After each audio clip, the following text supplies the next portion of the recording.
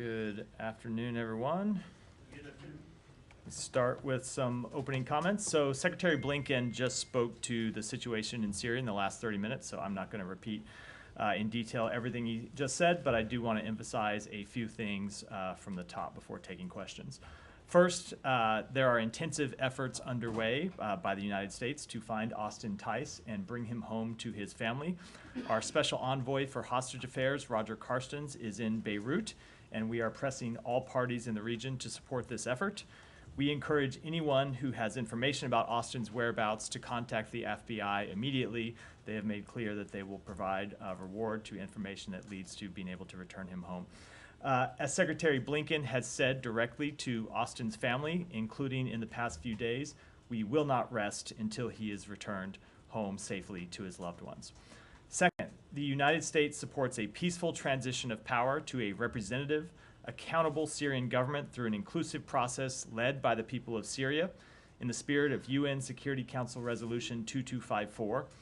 During this transitional period, the Syrian people deserve respect for their human rights and fundamental freedoms, the resumption of key services, and the protection and participation of marginalized populations, including members of minority groups.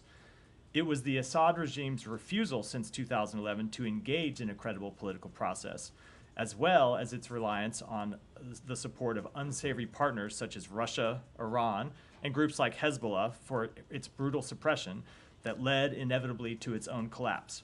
It is critical today that the Syrian people be the ones to define the path forward for their country. The United States is committed to working with the Syrian people as they define that path towards a brighter future. Undersecretary of State for Political Affairs John Bass and Assistant Secretary for Near Eastern Affairs Barbara Leaf are in the region now, holding consultations with key partners, and Secretary Blinken will be continuing his conversations with regional players over the coming hours and days, and we will, of course, read out all those conversations as they happen. Finally, the United States will continue to support Syria's neighbors, including Jordan, Lebanon, Iraq, and Israel, should any threats arise from within Syria during this period of transition. We will also maintain our mission against ISIS and protect our forces against any threats. And you have seen the Department of Defense carry out military strikes in support of this mission in the past 2 days. We will not allow ISIS to use this moment to regroup and relaunch terrorist attacks that threaten the interests of the United States. And with that, Matt. Okay, well, it only took 12 years, but I guess Assad's days finally were numbered, actually, right? 4,430 days since the Obama administration first trotted out that phrase. I will take your math for it. I'm a spokesman for the Biden administration. Yeah, fair enough. In terms of what Roger Carstens is doing in Beirut, what exactly is he doing? So I'm not going to get into the exact details of the conversations he's having, but I'll talk a little bit about what Roger's approach is, and you can probably draw some conclusions from that. So Roger's approach when it comes to returning home Americans who are unjustly detained has always been to really do everything possible to leave no stone unturned, to gather information from wherever he can and press anyone who is willing to take action to get American citizens home. And he is in Beirut to talk with people in the region, to talk with parties in the region, to collect information, and to try to find out where Austin Tice is and get him home as soon as possible. The president has emphasized that as a priority. Secretary Blinken has emphasized it as a priority, and Roger is there to carry out that important work. Okay, and where are Undersecretary Bass and Assistant Secretary and Barbara? Leaf? They are in Amman today. They were in Doha meeting with partners over the weekend, and today are in Amman. Okay. Sorry. Now, there's been a lot of speculation now that HTS was at the vanguard of this group that there should be or maybe could be some kind of consideration of removing them from the FTO list, and I think that's been roundly denied by a bunch of people. I just want to see if you can put a nail in the coffin on it. So I don't have any immediate actions to announce with respect to any of the sanctions that we have imposed, either the designation on HTS or other sanctions that we have imposed over the past decade plus in Syria. I don't have any announcements to make with respect to those sanctions today. What I will say is all of our sanctions are imposed in response to actions that parties take. And they are designed to be an incentive to different courses of actions.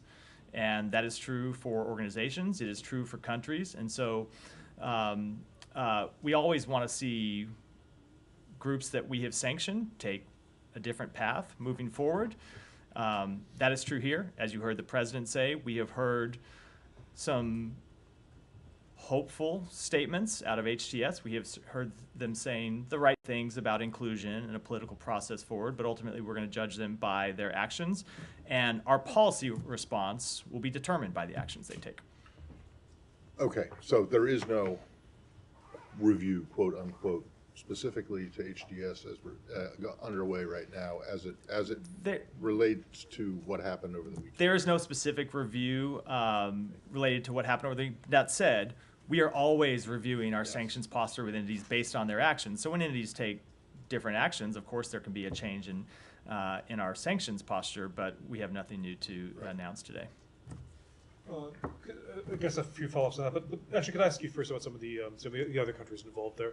Russia, of course, is said to have given asylum to the Assad family. But the status of Russian military bases in Syria. Does the U.S. have any information about whether the current authorities in Syria will allow those to continue? And does the U.S. actually have a stance? Is the U.S. comfortable with those remaining there? We don't have any information about the status of those bases and what the incoming Syrian regime may or may not do with respect to them. What I would say is that certainly Russia has a lot to answer for when it comes to the Syrian people. You have seen Russia prop up a brutal regime that has murdered hundreds of thousands of innocent Syrian civilians, that has gassed its own people. You have seen the Russian government launch strikes targeting civilians inside Syria. And now, most recently, you see Russia giving safe haven to the brutal tyrant responsible for those attacks. So they certainly have a lot to answer for with individuals across Syria about their history of supporting Assad and their own pattern of behavior inside Russia. And it would not surprise me at all if people in Syria are asking those questions when it comes to the Russian facilities that remain inside Syria. Now, with respect to the United States position on those facilities, it is ultimately a decision for the Syrian people to make, not for the people of the United States. But I don't think you can look at the influence that Russia has had through those bases inside Syria and determine that they have been anything other than disastrous for the Syrian people over the past 10 to 12 years. Okay, so I mean, I realize obviously it's tough for the U.S. to say that they're not there, but it's just that they're disastrous for the Syrian people. I mean, would you be looking, is that one of the, as you said, you're judging them by actions, the new authorities. Is that one of the actions you would be judging them by, what the relationship they keep with We Russia? are going to be judging them by the whole range of their actions, but when we talk about the actions that they're taking, ultimately what we want to see and what we are judging them by are the kinds of ideas that are ideals that are laid out in UN Security Council Resolution 2254. So an inclusive political process moving forward, respect for minority groups, either religious minorities or ethnic minorities inside Syria, an ultimate transition towards elections, the cessation of hostilities. Those are the types of things to which we're referring. Can I just ask about another neighbor, Israel? Israel has said that, since the first time since the aftermath of the Yom Kippur War has openly gone across the Golan Heights and said it's creating what it calls a temporary buffer zone. How do you feel about this? I mean, the UN has said that it's a violation. Does the United States agree? First of all, does the U.S. agree that it's a violation? So let me say a few things about it. Number one, I think it's important to put in context what happened that led up to this event. First of all, the Syrian army abandoned its positions in the area around the negotiated Israeli-Syrian buffer zone, which potentially creates a vacuum that could have been filled by terrorist organizations that would threaten the state of Israel and would threaten civilians inside Israel. Every country has the right to take action against terrorist organizations, and every country, I think, would be worried about a possible vacuum that could be filled by terrorist organizations on its border, especially in volatile times, as we obviously are in right now in Syria. The second thing that is important is that Israel has said that these actions are temporary to defend its borders. These are not permanent actions. And so ultimately, what we want to see is lasting stability between Israel and Israel and Syria. And that means we support all sides upholding the 1974 disengagement agreement. Do you feel that they're holding up that disengagement agreement? Well, look, this is a temporary action that they have taken in response to actions by the Syrian military to withdraw from that area. Now, what we want to see ultimately is that agreement fully upheld, and we will watch to see that Israel does that. They have said that this is a temporary action, and we're going to be watching what steps they take in the coming weeks. You're saying watching what steps they'll take. I mean, do you want them to take So of those course, steps? we will be engaging with them as well. But ultimately, it's important that there is security along that border. Right now, there was potentially a vacuum created by the withdrawal of Syrian forces. We don't want to see a vacuum there either that could be filled by terrorist organizations. That's not good for, not just for Israel's security, it wouldn't be helpful potentially to the people of Syria. If you see a terrorist group move into the area that was vacated by Syrian forces and it could lead to an outbreak of hostilities across that border, something that we don't want to see either. I mean, just to make sure I'm understanding correctly, you're saying basically that the U.S. wants this Israeli move to be temporary, that you don't want a permanent. So look, as I said, we want to see the 1974 disengagement agreement upheld, and that includes the terms of the buffer zones, which includes Israel withdrawing to its previous position. Just on that quickly, did Israel give you a heads up before doing that? We have been consulting with them about the situation. I'm not going to speak to the contents of those private diplomatic Right. conversations. Did they describe what temporary would look like? Is it 6 months, 1 year, or 30 years? I'm not going to get into those diplomatic conversations. Okay. Going back to U.S. engagement with some of these Syrian rebel groups. Yesterday, a senior administration official talking to reporters said U.S. is in touch with some of them. Can you explain which ones? And given that HTS is designated and there's a bounty on Jolani's head, is that a 100% impediment for you guys to even indirectly engage with them, or not really? So as a legal matter, no, it is not. We do have the ability to engage with organizations that have been designated. You might remember that the previous administration engaged with the Taliban while it was a designated terrorist organization and struck an agreement to withdraw from Afghanistan with the Taliban while the Taliban was a designated terrorist organization. So we do have the ability, when it is in our interest legally, to communicate with a designated terrorist organization. There are things you can't do under the law, but talking with people is not one of them. When it comes to engagement with groups on the ground in Syria, so we have a number of ways of communicating, sometimes directly with various groups, sometimes with intermediaries, either inside Syria or outside Syria. We have been engaging in those conversations over the past few days. The Secretary himself has been engaged in conversations with countries that have influence inside Syria and will continue to do that, but I'm not going to get into the details of those conversations. I will say that there are a couple of key points that we are emphasizing in all of those conversations. One is that we want to see de-escalation moving forward. We don't want to see any organization take advantage of this situation to try and improve their own position, to try and prove their own standing inside Syria. We want to see ultimately a political reconciliation and a political path forward that answers the interests of the Syrian people, not the narrow interests of any one of the various organizations that are active militarily inside Syria. Right.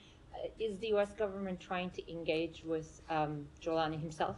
I'm going to make it a rule while we are in this period of somewhat uncertainty to not try to read out all the conversations that we have one by one with various actors inside Syria. But I can tell you that we believe we have the ability to communicate one way or the other, directly or indirectly, with all the relevant parties, and we will make clear the interests that I just outlined, both in the top of my remarks and in response to your previous question. We will be making clear that those are the interests of the United States and what we believe are the interests of the Syrian people that we want to see upheld. And one final broad thing. over the last 4 years, we didn't hear a whole lot about Syria from this podium or in the briefings. This was clearly an issue that was on the back burner. I'm sure you're going to disagree with the premise of this question, but that is simply a fact based on observation and our experiences here. Do you feel that that's undercutting your efforts right now? How much of an influence do you think you have in the waning days of this administration? Well, first of all, let me say most of what I talk about from this podium is not my choice; it's yours. Except for my various opening remarks. Let me just say, I get up here. Hold on, let me just say. Our questions are based on U.S. foreign policy priorities. Let me. I didn't interrupt the question. Please let go me ahead. finish the answer. I get up here and I respond to the questions from the reporters in this room, and I don't think it's fair to judge my lack of responding to the lack of questions about Syria as a indication of the work that has been going on inside the department and inside the administration.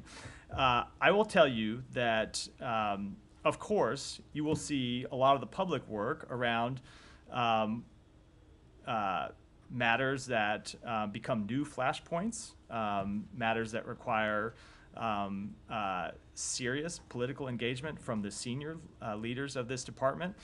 But the Syria policy that was developed during the latter stages of the Obama administration, to go back to the point that Matt started this briefing with, that is largely carried through to this day. Ultimately, I would say has led to the situation we're in today. And I would combine that with the policies this administration has pursued to weaken Bashar Assad's main backers, Russia, Iran, and Hezbollah, which of course is itself backed by Iran. So it is the sanctions that we imposed on the Syrian regime that weakened the Syrian regime. It is the international coalition that we marshaled to hold Assad accountable. And then the fact that when Assad found himself at a moment of weakness in the past 10 days, the fact that his biggest backers had been weakened by diplomatic and military efforts supported by the United States, that had a role in what happened too. It had a major role in what happened too. So I would say despite the oftentimes lack of public conversation about Syria in this briefing room or elsewhere in the United States government, when you look at the policies that we have pursued to take on Iran and to take on Russia, and you combine them with Assad's lack of any meaningful political engagement with his own people, that's what got us to where we are today. Maybe we can have a whole separate Syria briefing now that this is a flashpoint, and then we can Sounds have like we are. We can have the back and forth, but I'm going to let that rest. Yeah. The Taliban were never designated an FTO.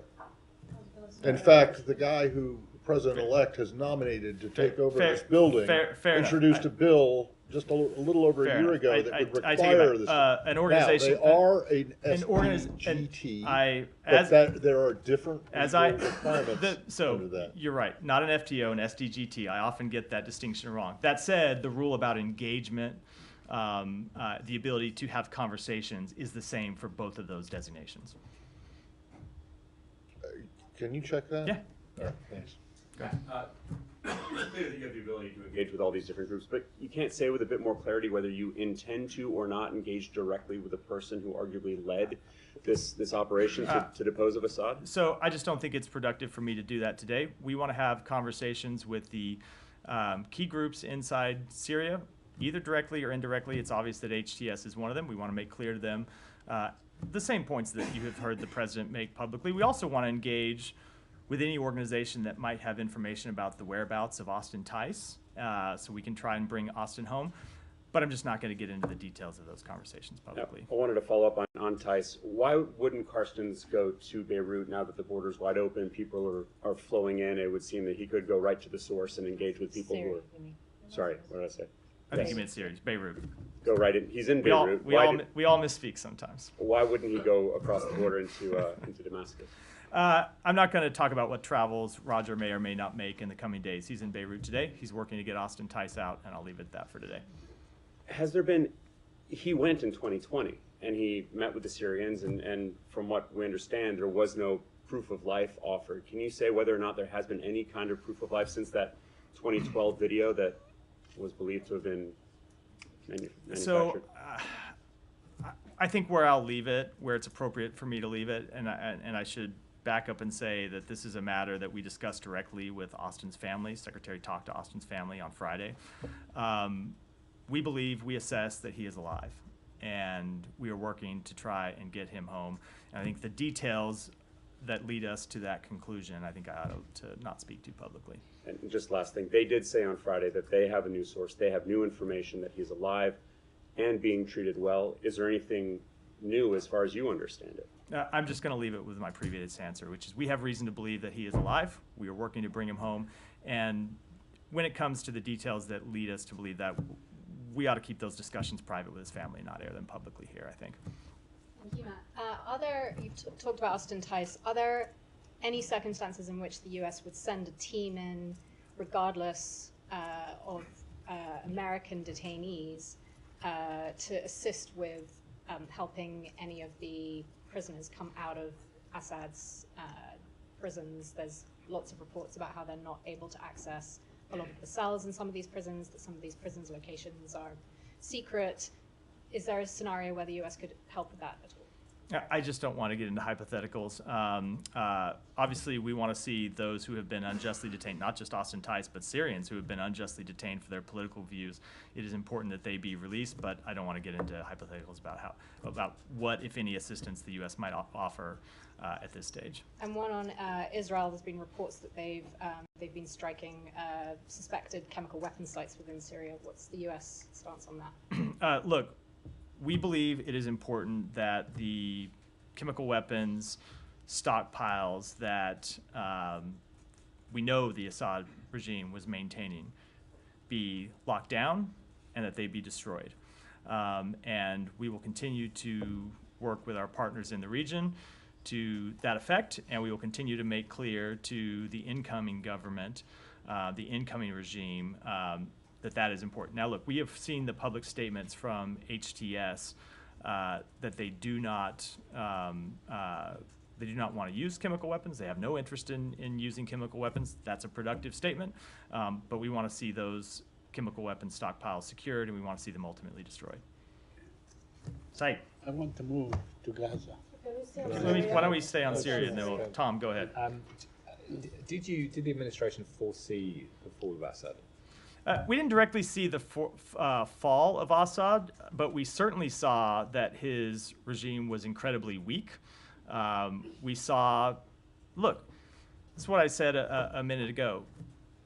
We have been very clear going back to 2014 that the path forward was through the implementation of UN Security Council Resolution 2254. And the most relevant portion of that Security Council resolution for this question is for Assad to do something to engage with his own public, his own people, about a political path forward. And we saw him do nothing. We saw him not only do nothing, but to continue to brutally oppress his people. And so when you have a dictator who engages in that type of behavior, their regime is going to be weak. It's going to be brittle. And that's true not just for Assad, it is true for other authoritarian regimes around the world.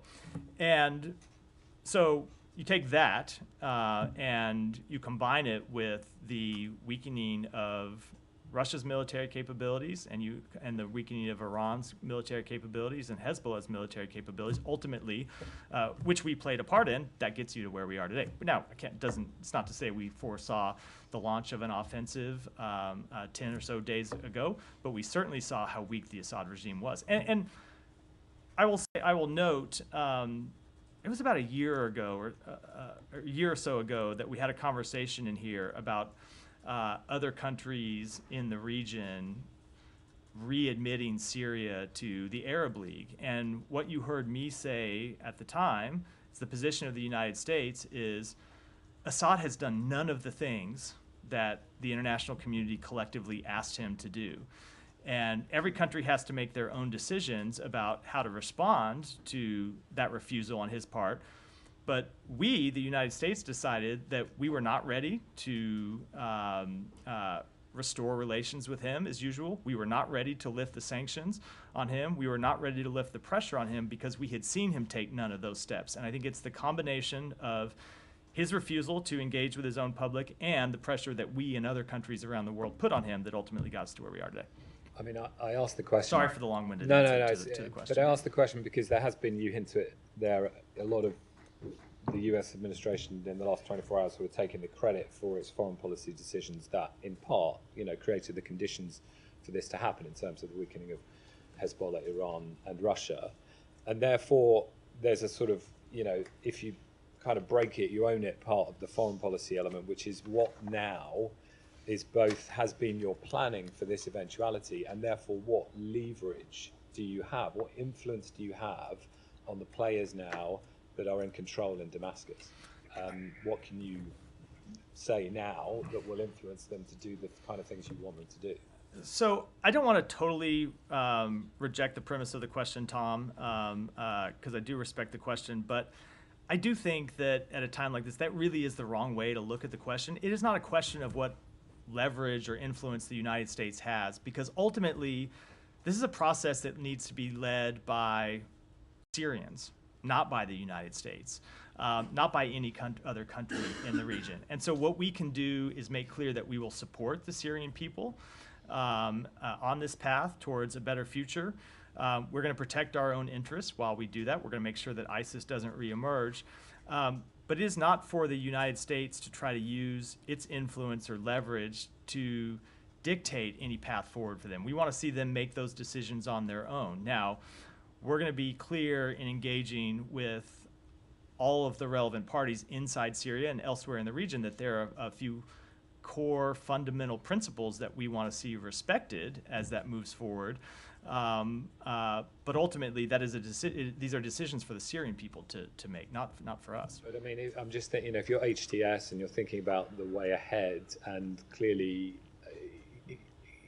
there is a direction you want them to take and one you don't want them to take. And so I'm asking about what you can do. Yeah, fair question. Look, fair question. So there are sanctions that the United States has imposed on Syria. There are various forms of diplomatic relations that we hold with countries and that we suspend with others. All of those things are the tools that the United States has in its toolbox when it comes to responding to this situation. And so when I say that we will judge HTS by their actions and we will respond through our own policies, that is the kind of thing that I am talking about when I make that sort of statement, when the Secretary and the President make those sort of statements. And just finally on that point, then, I mean, for Syrian people who've endured it's just utter brutality and under Assad and then the ravages of this civil war for many years now, and when I asked the question about what trust they should have in the US when it comes to this, because the moderate opposition groups, that they desperately wanted more US support for years. There was a funding program that was pulled. There was the chemical weapons being used by Assad, and people wanted to see American planes in the sky at some points during that. They didn't see them. They wanted air defenses against Russia's bombardment of Aleppo and hospitals and homes in parts of Syria. And there are people who feel abandoned. I feel the US didn't come to their aid at that point. So what can you say now to sort of let me say that first of all, we stand with the Syrian people, and we have always stood with the Syrian people and stood against the brutal tyranny of Bashar Assad. Now, we have to make difficult decisions when it comes to direct military intervention, because we know that oftentimes the consequences of direct U.S. military intervention, either in the short term or the long term, outweigh the benefits that intervention can provide. And so those are the kinds of difficult decisions that we have to make. I know I stand in this briefing room all the time and am asked very hard questions about the result of the U.S. supplying weapons to parties in the Middle East. So they are difficult decisions that we have to make. But I will say, we have always stood by the Syrian people, and we have taken actions to hold Assad accountable and to put pressure on the regime. And it is those actions in combination with some of the other factors I've gone through today that ultimately led to the events of the past 48, 72 hours. Yeah, Nadia. Thank you. I have a follow-up and a couple of questions. Is this a time frame that you want to give Hayat Tahrir Sham to assist their behavior? Because today there was a meeting between Ahmed al-Shara, which is Julani, formerly known as Julani, with the former prime minister of the regime. They're securing the central bank, they're doing certain things for the people of Syria.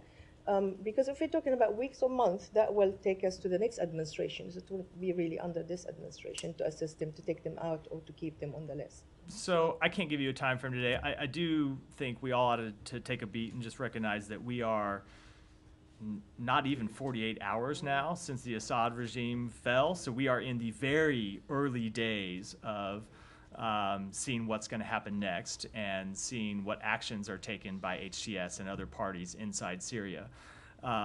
So we're going to make ongoing assessments based on their actions, and we will respond based on those actions, but I can't give you any kind of timetable for how that will unfold going forward. Okay, the president said yesterday that the Assad regime, or Assad himself, should be held accountable.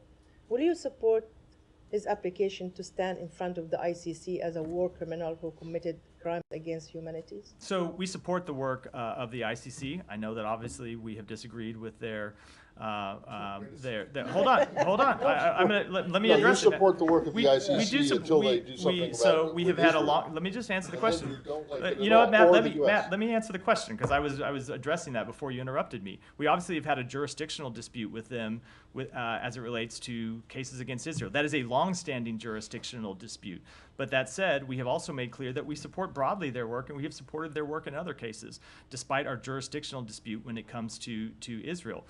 But that said, when it comes to Assad, I suspect that before you ever get to the ICC, the people of Syria are probably going to want him to return home and stand judgment for his crimes in Syria. He's not going to return home. I mean, these are Russians under the Russians' protection. I doubt that he's going to. I mean, if he's not going to return home from Russia, I doubt he's going to transfer himself to The Hague, leaving Russian protection But either. there would be My point being, should he ever decide he's willing to face accountability, or should the Russians decide that they don't want to continue to harbor a war criminal, there may be a whole range of people in line to hold him accountable for his actions. Okay, I'm going to ask you about the Caesar Act, but do you think that the U.S. is undermining the trust of the international community in organizations like the ICC and ICJ by making an exception for Israel when trying to convince us that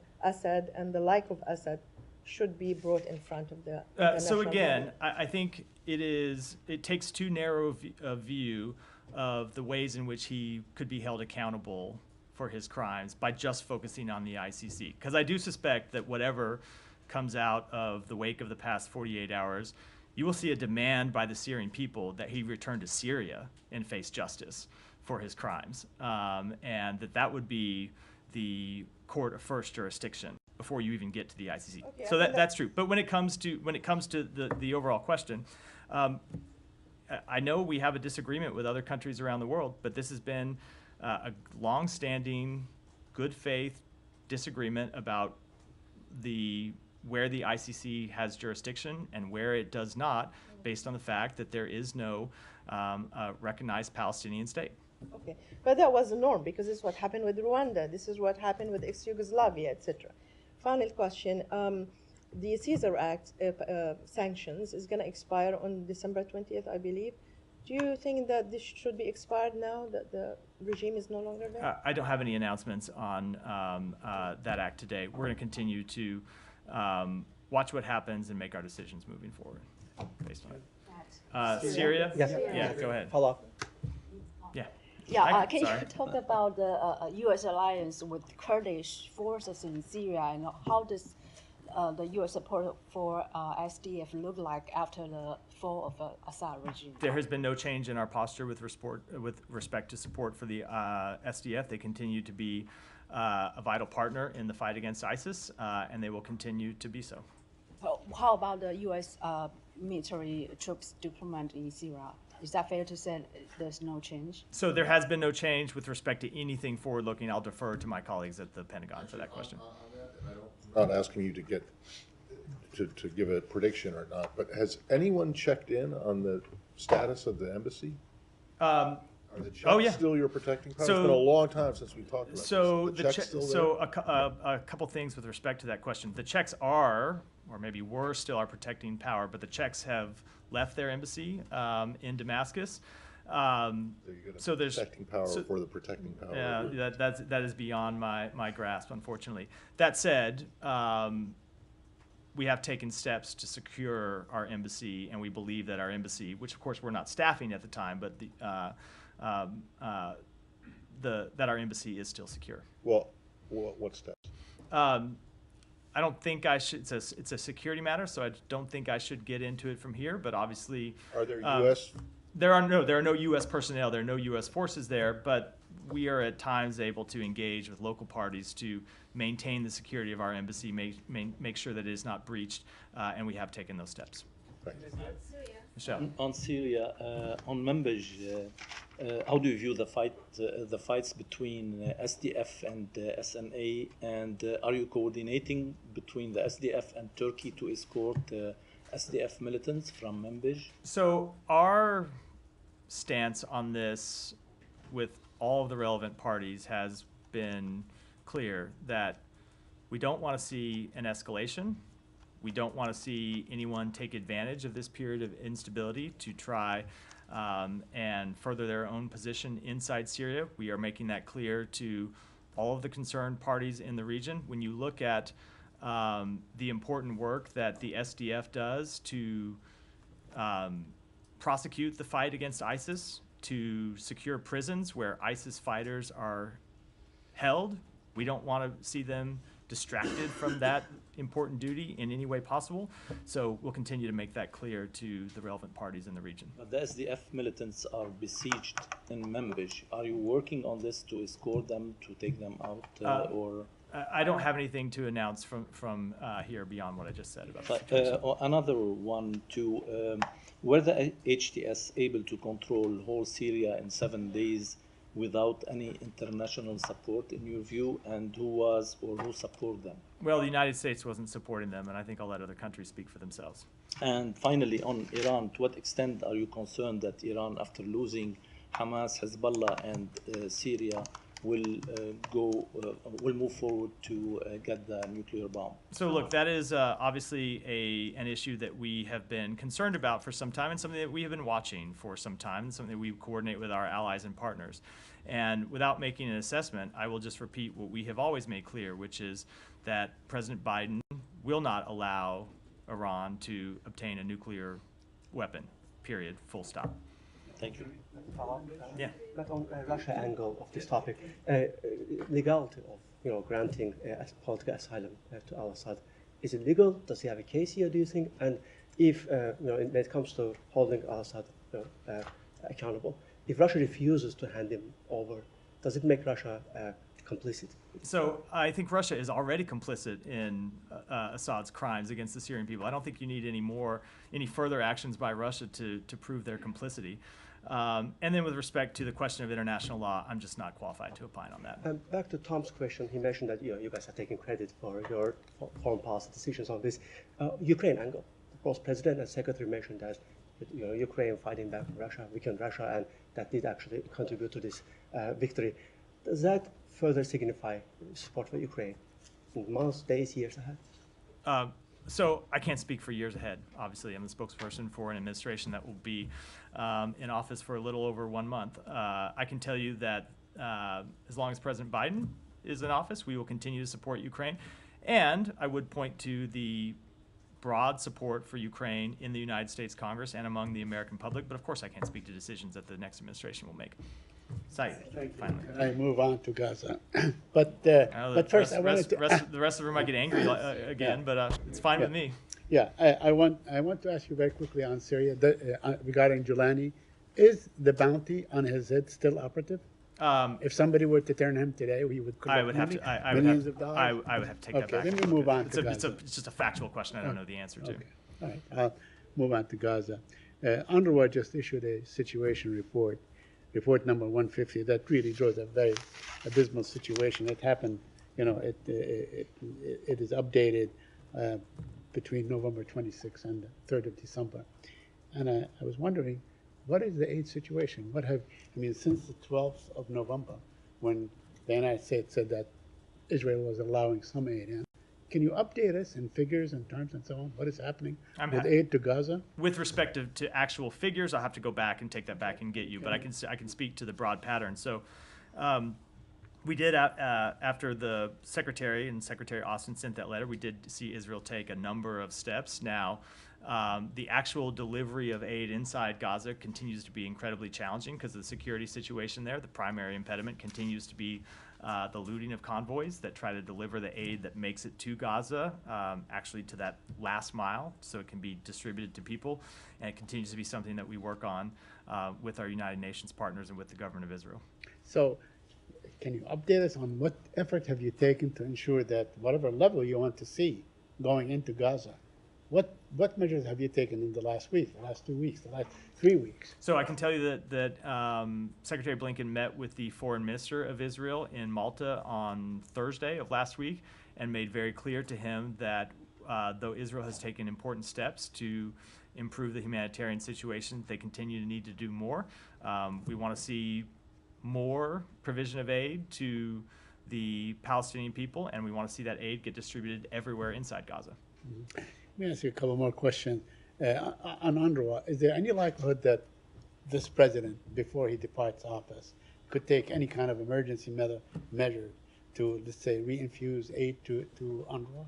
So we don't have the ability under the law to do that. I think, as you know, the Congress barred the provision of humanitarian assistance to UNRWA, and we are bound by that law. It extends through till March 25th of next year, which is, of course, past the president's time in office. But I will say that despite that ban on funding to UNRWA, the United States is programming nearly $1.2 billion in humanitarian assistance to assist Palestinian refugees and others in Gaza, West Bank, and neighboring countries through other UN organizations.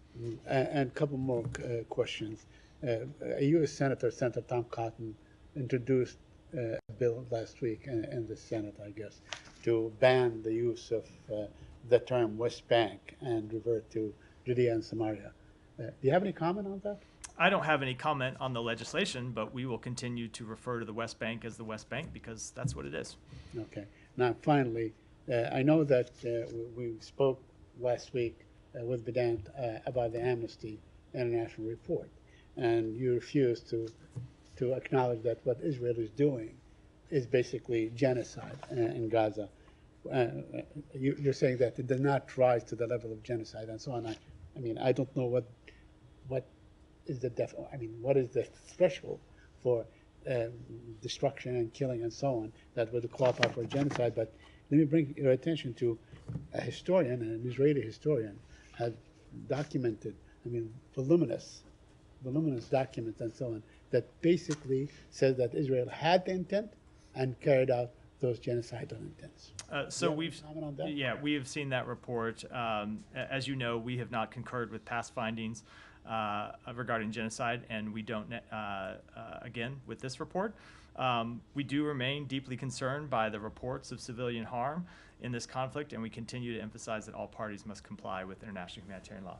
Yeah. Thanks so much, Matt. Also, regarding the Israel strikes on Damascus, you mentioned the importance of destroying chemical weapons stockpiles, but is the U.S. certain that is Israel actually really targeting the chemical weapons, but nothing else? Because there were some reports saying that Israel, in the buildings Israel targeted in Damascus was Assad's intelligence office, for instance. Is the U.S. aware of this? I don't have any assessment of their strikes. They'll have to speak to them. And one more on this. Regional countries such as Egypt, Jordan, and Qatar condemned Israel's seizure of Golan Heights. Actually, we just had a fragile ceasefire agreement recently in Lebanon.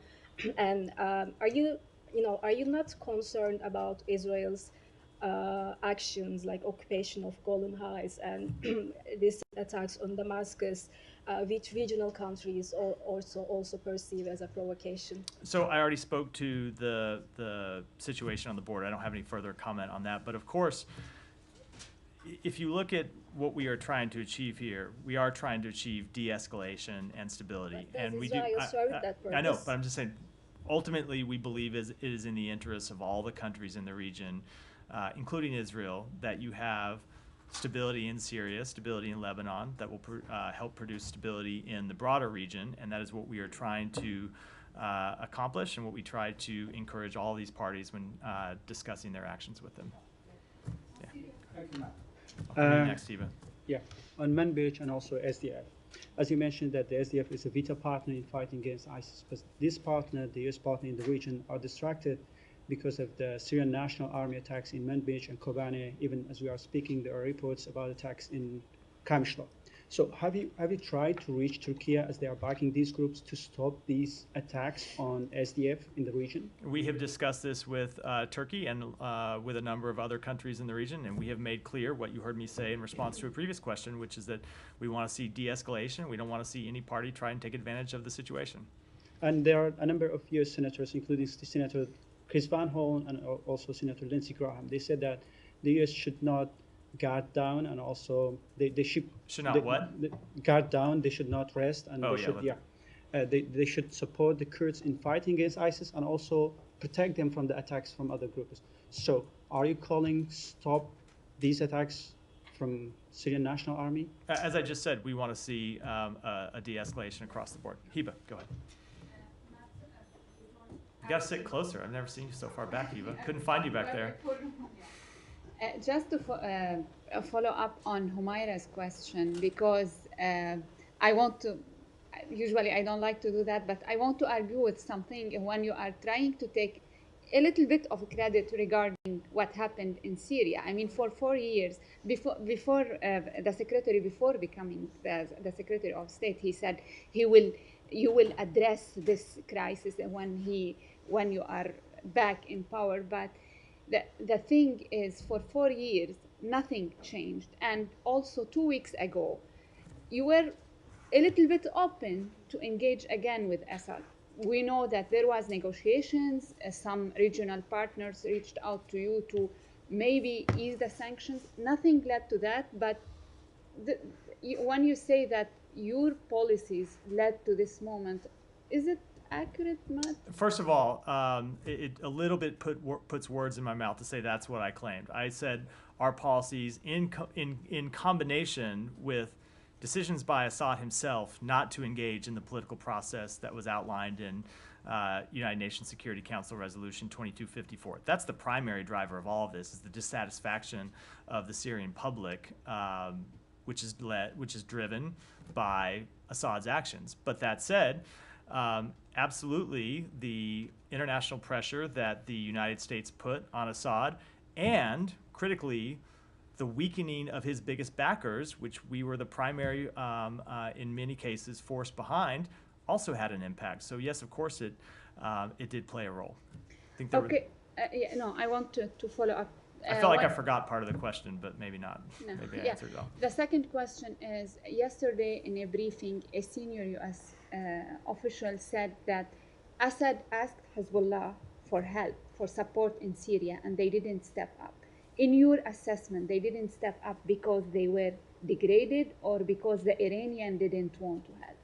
It's probably a combination of both. Primarily, they were degraded. If you look at what's happened to Hezbollah's military capabilities over the past, 3 months, they have been significantly degraded from where they were before Israel launched kind of full-scale military operations against them.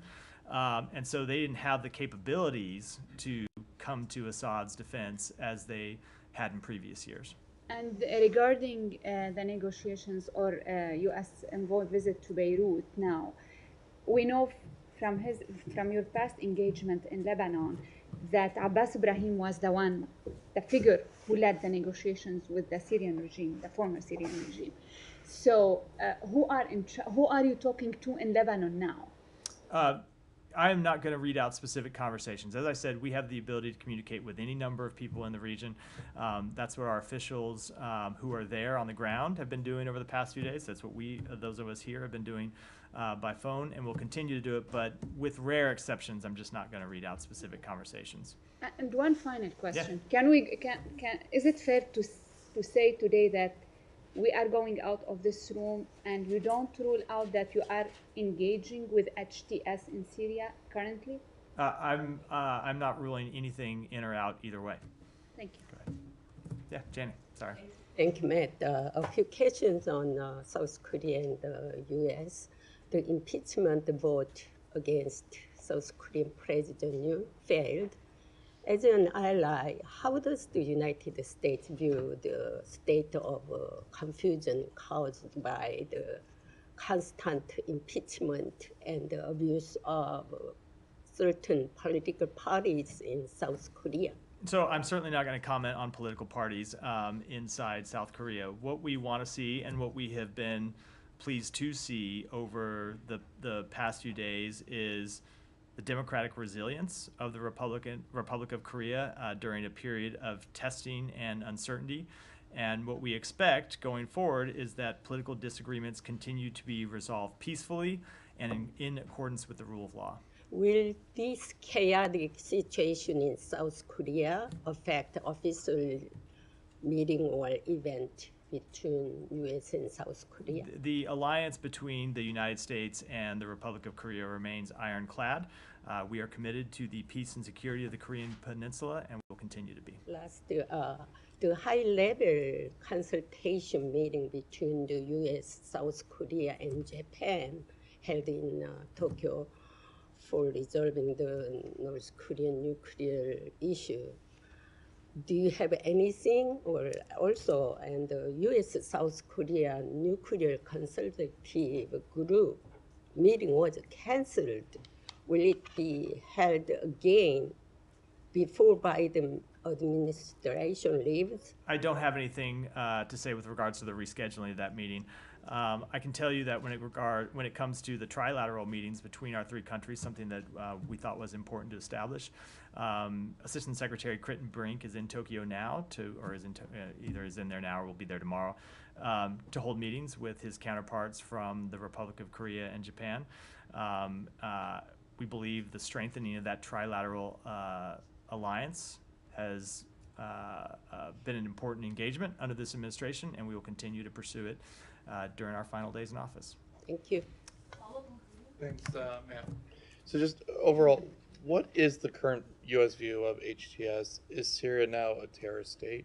HTS continues to be a designated terrorist organization by the United States, but as the president said, we're going to judge them by their actions moving forward.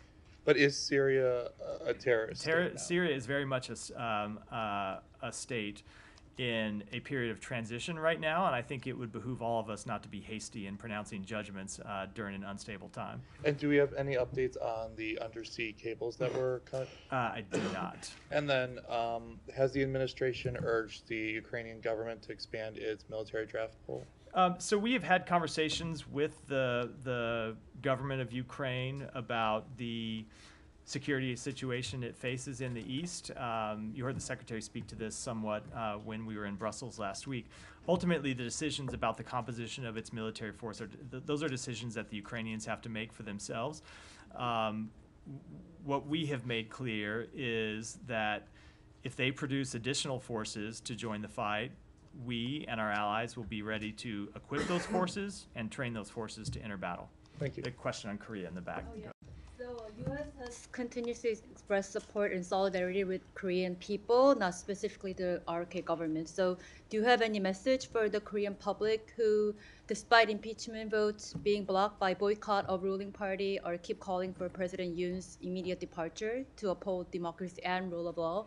And in addition to that, who do you regard the counterpart in RK as to President Biden? Because President Yoon, who is remaining in power despite his illegitimate act of declaring martial law, is now under prosecution and travel ban. So first of all, when it comes to our relationship with the Korean people, we stand shoulder to shoulder with the Korean people. And that is, of course, most true in times of testing and uncertainty, as we have seen over the past week. But what we believe is important, and what we have seen over that past week, is the democratic resilience of Korea, democratic resilience that was hard won over a period of several decades. So we will keep lines of communication open with all relevant parties in the Republic of Korea. The legal process and the political process should play out there consistent with the rule of law. President Yoon is the president of Korea, and the political process in Korea will play out as it should under Korea's laws and Korea's constitution. But we can assume that President Biden will probably not directly engage President Yoon because of the political volatility. I don't have any engagements by the president to announce. I never do that from here anyway. It's a matter for the White House to do. Why don't we go there, and then we'll wrap for today. Matthew, good afternoon.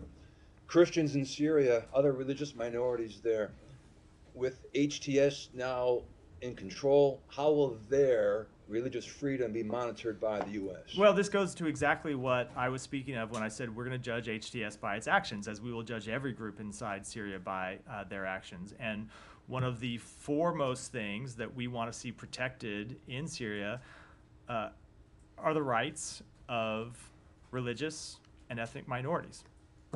If I may ask another, the head of the Latin Church in Syria, the apostolic vicar there in Aleppo, is calling for the lifting of economic sanctions on Syria, saying, quote, they have devastated ordinary people, end quote. Your reaction? So I spoke to sanctions a number of times over the briefing. I don't have anything new to say on it. And a separate subject, on the solemnity of the Immaculate Conception yesterday, Pope Francis urging for a ceasefire on all war fronts across the globe by Christmas. Does the State Department support that urging? So there are a number of conflicts where we are trying to get a ceasefire, of course, the conflict in Gaza, the conflict of Sudan.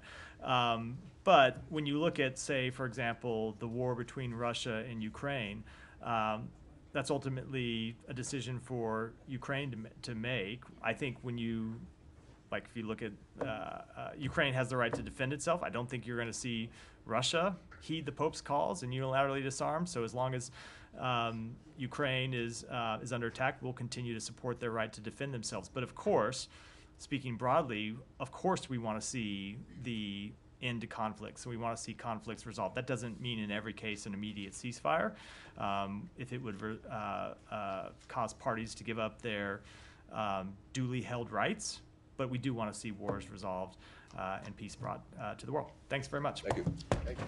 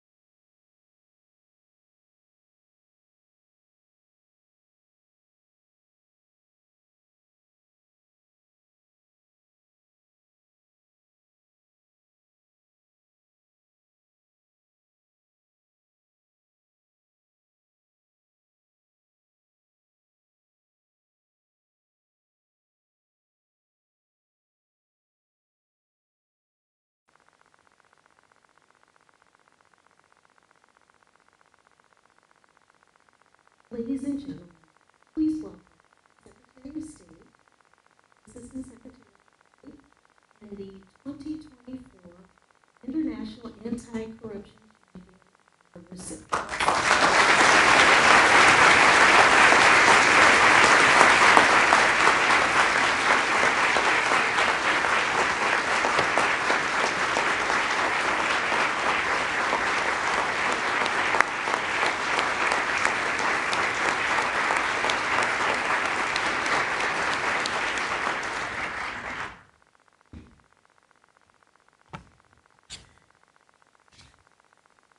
Secretary Blinken, Ambassador Makuntz, Speaker Emerita Pelosi, Senator Cardin, and Mrs. Cardin, Mrs. Edelman Cardin, Undersecretary Zaya